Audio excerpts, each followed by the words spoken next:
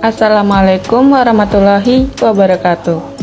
Perkenalkan, nama saya Marvina Delvi dengan nomor induk mahasiswa 12111221700. Pada kesempatan kali ini, saya akan membuat video pembelajaran untuk memenuhi tugas ujian tengah semester pada mata kuliah Administrasi dan Supervisi Pendidikan.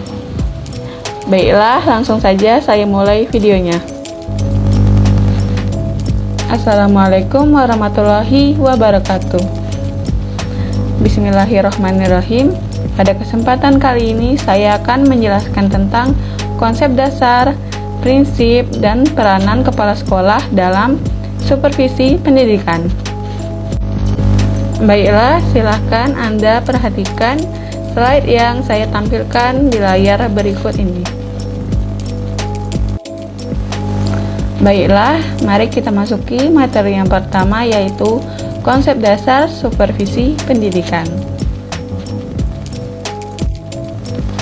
Nah, pertama-tama kita harus tahu apa itu supervisi pendidikan.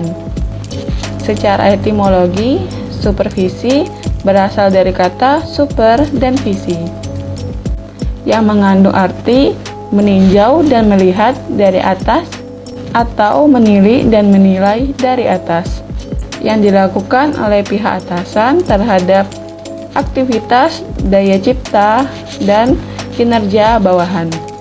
Dalam Center Good Dictionary of Education dikemukakan definisi supervisi sebagai segala usaha pejabat sekolah dalam memimpin guru-guru dan tenaga kependidikan lainnya untuk memperbaiki pengajaran, termasuk menstimulasi, menyeleksi pertumbuhan dan perkembangan jabatan guru-guru, menyeleksi dan merevisi tujuan-tujuan pendidikan, bahan pengajaran, dan metode-metode mengajar, serta evaluasi pengajaran.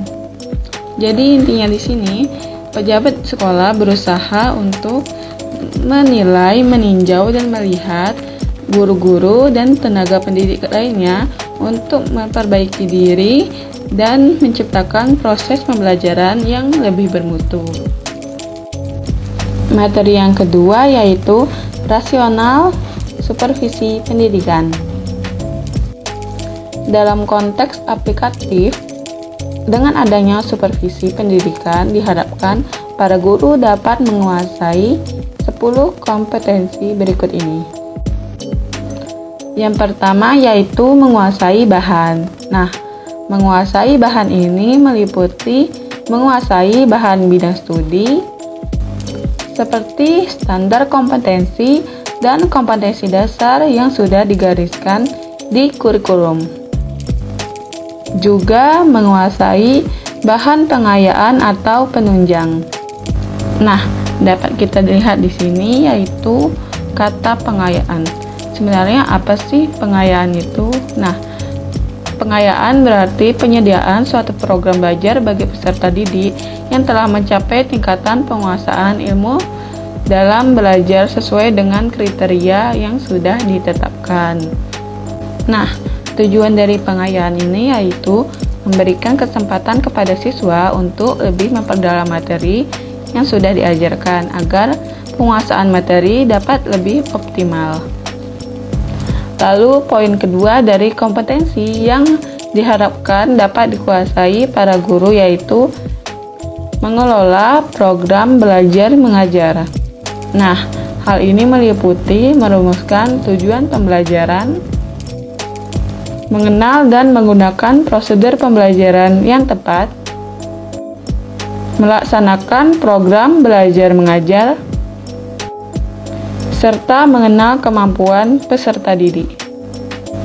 Dalam poin kedua ini, guru tentu yang pertama harus tahu apa tujuan dari pembelajaran yang akan dia berikan.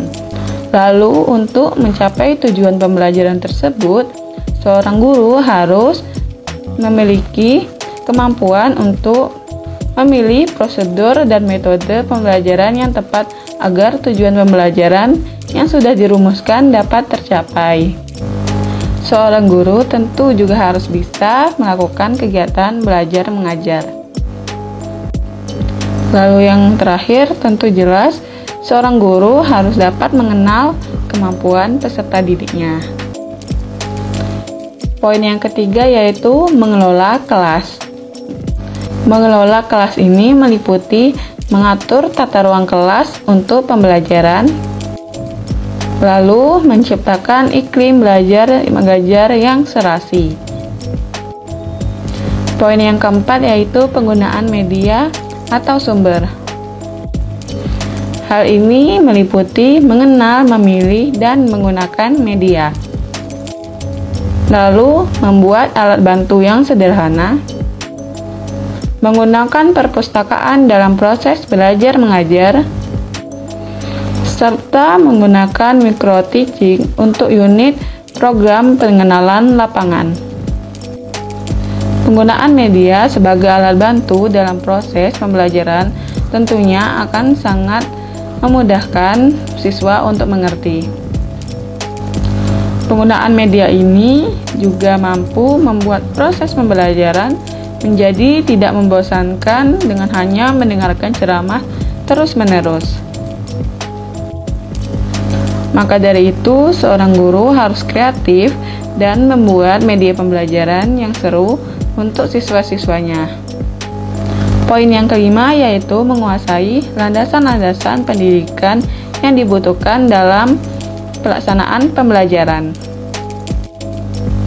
Poin yang keenam yaitu mengelola interaksi-interaksi belajar mengajar yang dapat menyentuh aspek kognitif, afektif, dan psikomotorik.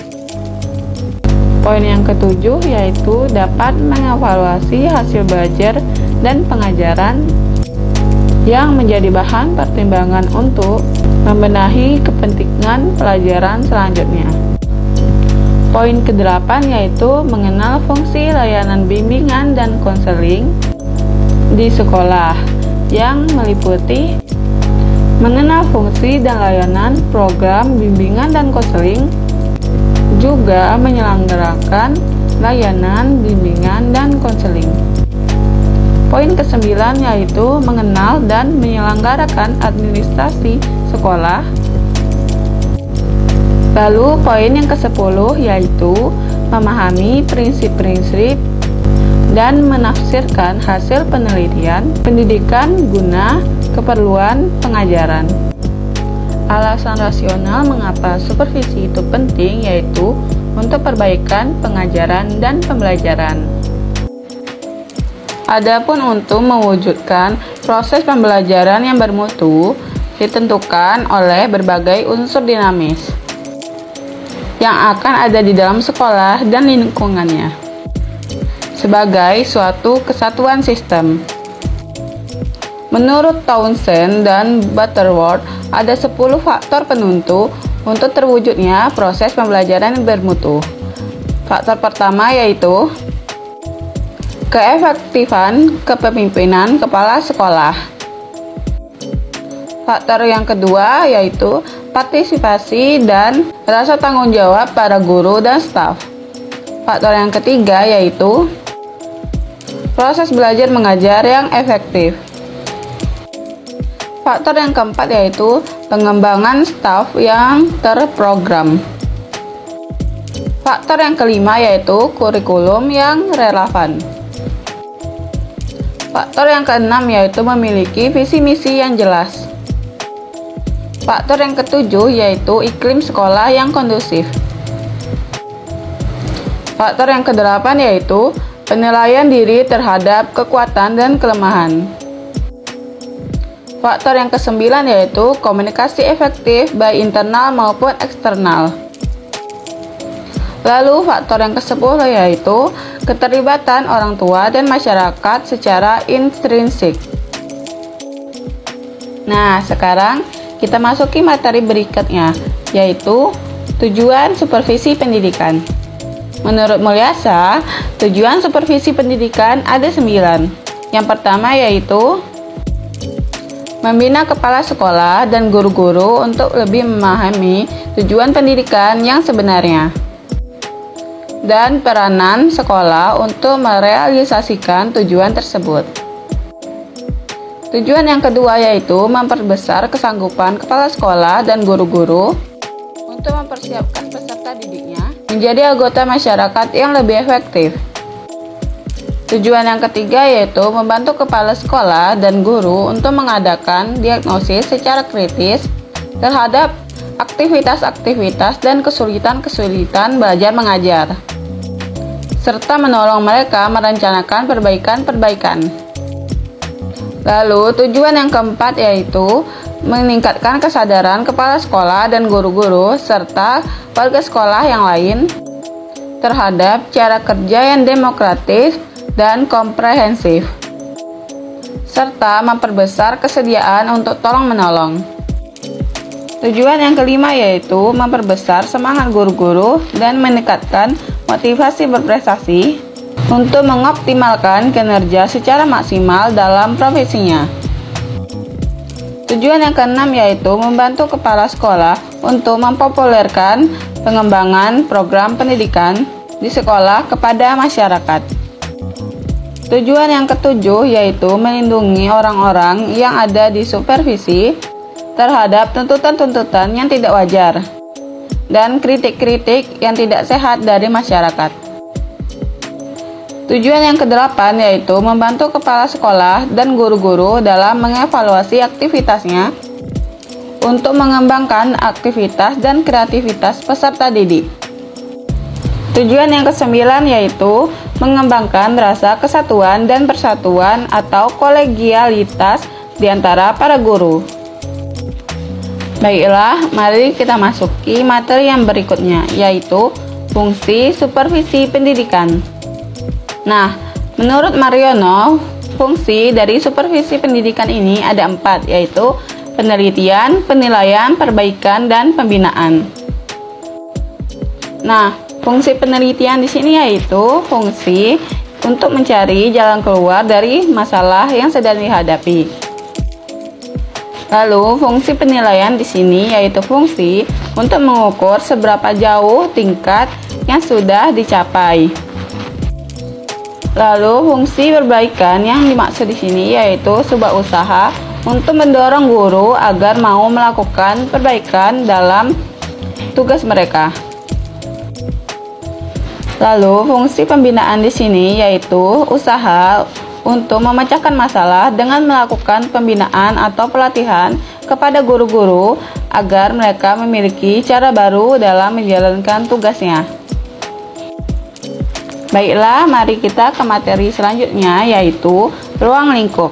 Nah, ruang lingkup supervisi pendidikan ini ada 2, yaitu supervisi akademik dan supervisi manajerial.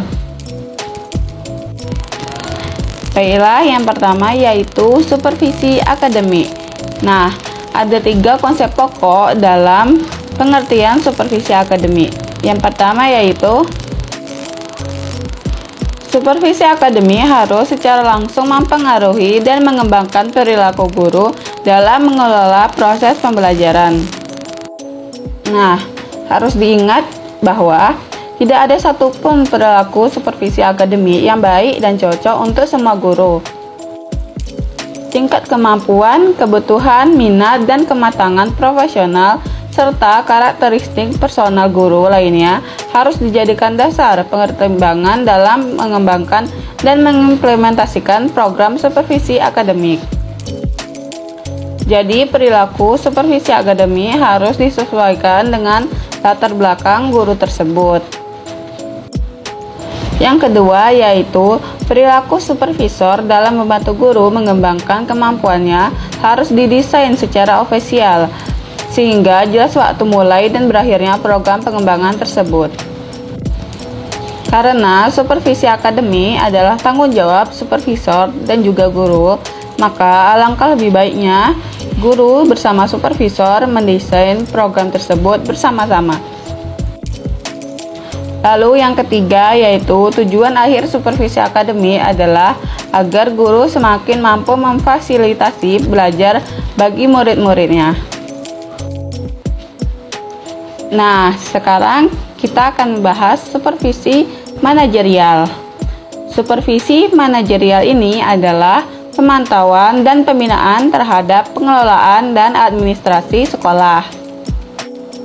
Jadi, fokus supervisi ini ditujukan pada pelaksanaan bidang garapan manajemen sekolah,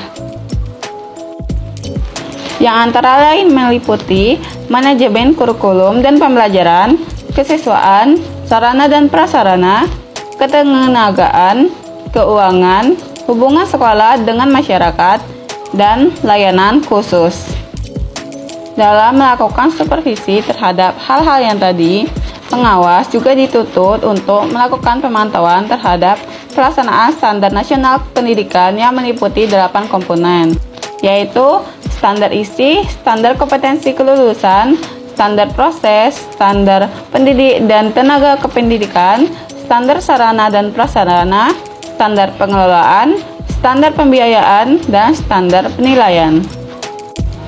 Tujuan dilakukannya supervisi terhadap hal-hal tersebut yaitu agar sekolah terakreditasi dengan baik dan memenuhi standar pendidikan nasional. Nah, materi yang selanjutnya yaitu prinsip supervisi pendidikan. Menurut Sahertian, prinsip supervisi pendidikan itu ada 4. Yang pertama yaitu prinsip ilmiah. Nah, prinsip ilmiah ini mencakup 3 unsur yaitu sistematika atau dilaksanakan secara teratur, berencana, dan kontinu. Lalu objektif yaitu data yang didapat pada observasi yang nyata, bukan tafsiran pribadi, dan menggunakan alat instrumen yang dapat memberi informasi sebagai umpan balik untuk mengadakan penilaian terhadap proses belajar mengajar. Prinsip yang kedua yaitu prinsip demokratis, yaitu menjunjung tinggi asas musyawarah, memiliki jiwa kekeluargaan yang kuat, serta sanggup menerima pendapat orang lain. Yang ketiga yaitu prinsip kooperatif, yaitu seluruh staf dapat bekerja sama, mengembangkan usaha bersama dalam menciptakan situasi belajar mengajar yang lebih baik. Lalu prinsip yang terakhir yaitu prinsip konstruktif dan kreatif, yaitu membina inisiatif guru serta mendorongnya untuk aktif menciptakan suasana di mana tiap orang merasa aman dan dapat menggunakan potensi-potensinya. Baiklah, mari kita masuki materi yang terakhir, yaitu peranan kepala sekolah sebagai supervisor pendidikan. Sebagai kepala sekolah dan juga supervisor, kepala sekolah memiliki tanggung jawab untuk memantau, membina, dan memperbaiki proses belajar mengajar di kelas atau di sekolah. Tanggung jawab ini dikenal dengan tanggung jawab supervisi. Dari konsep supervisi sebagai proses membantu guru guna memperbaiki dan meningkatkan pembelajaran dan kurikulum, Oliva 1984 terkandung makna bahwa kepala sekolah adalah supervisor yang membantu guru secara individual atau kelompok untuk memperbaiki pengajaran dan kurikulum, dan masih ditambah satu bidang supervisor, yaitu aspek pengembangan guru. Sedangkan Negli dan Evans 1980 lebih menekankan aspek bantuan itu pada pengajaran guru dan pembelajaran murid di samping perbaikan kurikulum. Agar kepala sekolah berhasil dalam perbaikan pengajaran, maka kepala sekolah perlu memahami dan menggunakan model dan teknik yang dianggap tepat dalam melaksanakan supervisi.